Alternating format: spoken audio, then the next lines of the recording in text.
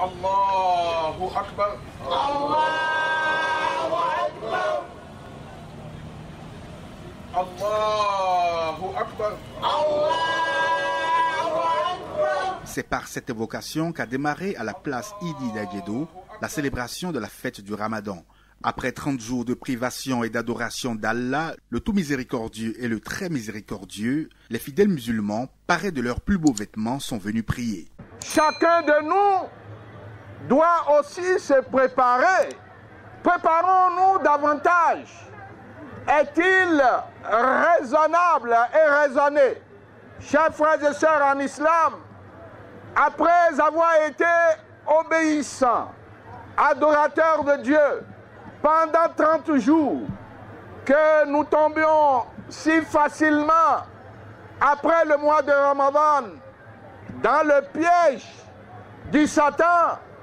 Chers frères et sœurs en islam, chacun de nous doit se dire aujourd'hui que tel que nous avons été ennemis du Satan, nous devons rester toujours son ennemi jusqu'à la fin des temps et jusqu'au prochain mois de Ramadan. Les fidèles musulmans remercient Allah de leur avoir permis de célébrer l'Aïd el-Fitr, plus connu sous le nom de la fête du Ramadan.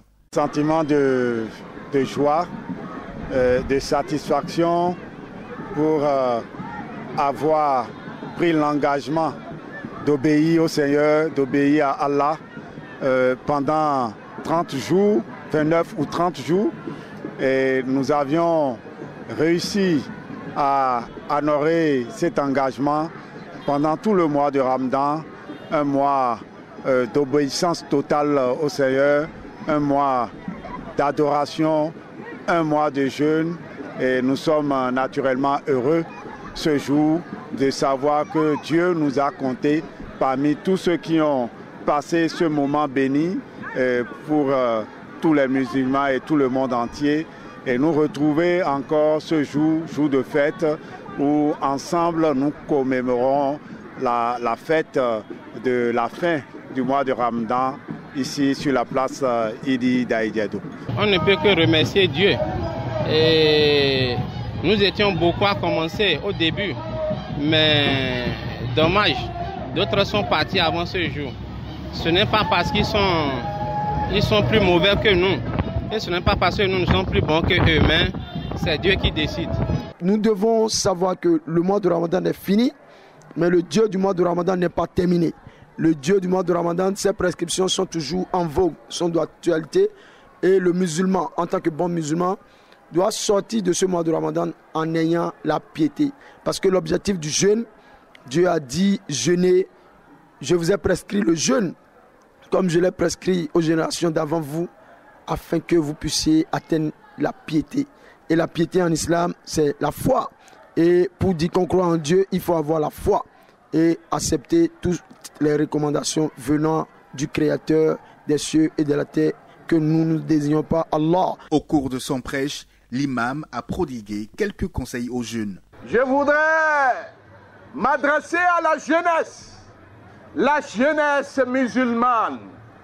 La paresse n'est pas islamique. Celui qui est musulman est paresseux qui ne travaille pas. Il n'est pas un bon musulman. Le prophète Mohammed, il en a donné l'exemple. Il était un commerçant. Il a été berger. Chers frères et sœurs en islam, cherchons à faire quelque chose. Si nous ne trouvons pas du travail avec l'État, nous pourrons également entreprendre et faire quelque chose. Est-ce que élever des poulets, des perdrix, chez soi à la maison, faire la culture de maraîchère, cela n'a pas besoin de grandes choses pour vivre et décemment. Après la célébration du Ramadan, les regards sont désormais tournés vers la Tabaski qui aura lieu dans quelques semaines.